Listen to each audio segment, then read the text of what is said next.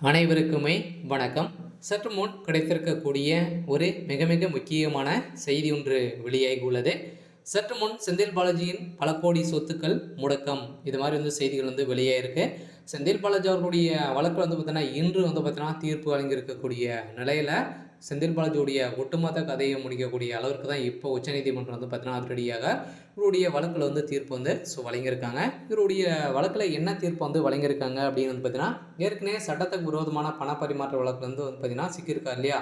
So ஏற்கனவே திமுக இப்போ 10 ஆண்டு காலங்களாக செய்த ஊழல் பட்டியலில் ஒரு 30,000 கோடிக்கு மேலே ஊழல் செஞ்சுருக்காரு அப்படின்ற மாதிரி தான் பார்த்தீங்கன்னா இப்போ திமுக ஸோ கைது செய்யப்பட்டார் இல்லையா. ஸோ இதைத் தொடர்ந்து அமலாக்கத்துறையால் கைது செய்யப்பட்ட செந்தில் பாலாஜி அவர்களுக்கு தான் இப்போ பார்த்தீங்கன்னா ஆனந்த வெங்கடேஷ் அவர்கள் தாமாக முன் இவருடைய வழக்கில் இவருடைய சொத்துக்கள் அனைத்தையுமே முடக்கணும் அப்படின்ற மாதிரி பார்த்தீங்கன்னா இப்போ ஒரே நோக்கத்தோடு செயல்பட்ட ஒரு நிலையில் தான் இப்போ உச்சநீதிமன்றம் இதுக்கு தகுந்த அனைத்து வேலைகளும் பார்த்துட்டு வரும் நிலையில் இப்போ ஏற்கனவே அதிமுகவில் இருக்கும்போது போக்குவரத்துறை அமைச்சராக இருக்கும்போது வேலை வாங்கி தருவதாக கூறி பண மோசடி செய்த வழக்கை தொடர்ந்து சட்டத்துக்கு விரோதம் பண பரிமாற்ற தொடர்பாக அமலாக்கத்துறையும் வழக்கு பதிவு செய்தது.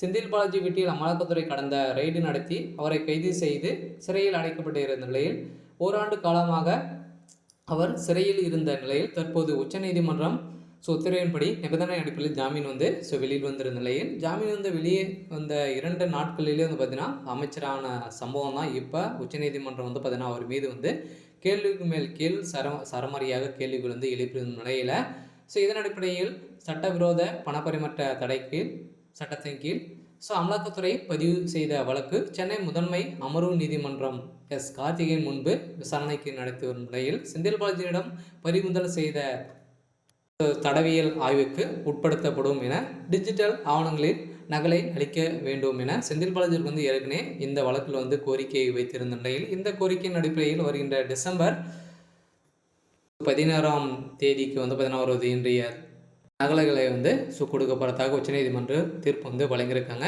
இதைத் தொடர்ந்து செந்தில் பாலாஜிற்கு இவருடைய சொத்துக்கள் அனைத்தையுமே முடக்கணும் அப்படின்ற மாதிரி தான் இப்போ தீர்ப்பு வழங்கியிருக்கக்கூடிய நிலையில் வருகின்ற டிசம்பர் 16ஆம் தேதி பார்த்தீங்கன்னா வழக்கு ஒத்தி வைத்திருக்காங்க. ஸோ அதனால் பார்த்தீங்கன்னா அதிரடியாக செந்தில் பாலாஜியோடைய வழக்கில் வசமாக சிக்கிய சம்பவத்தினால கூடிய விரைவில் செந்தில் பாலாஜி அவர்கள் அவருடைய ஒட்டுமொத்த கதையை முடிக்கக்கூடிய அளவுக்கு தான் இப்போ நடந்திருக்கு. இருந்தாலும் பார்த்தீங்கன்னா திமுக செய்த ஊழல் பட்டியல் அனைத்துமே அவருடைய வாய் திறந்தார் அப்படின்னா செந்தில் பாலாஜிக்கு ஒரு மிகப்பெரிய வேலையாக இருக்கலாம். இருந்தாலும் செந்தில் பாலாஜி அவர்கள் பார்த்தீங்கன்னா அவருடைய பல கோடி சொத்துக்கள் பார்த்தீங்கன்னா முடக்கம் செய்திருக்கக்கூடிய நிலையில் ஒரு மிகப்பெரிய சம்பவங்களாக தான் பார்த்தீங்கன்னா அவருடைய வழக்கில் தீர்ப்பு வழங்கியிருக்காங்க.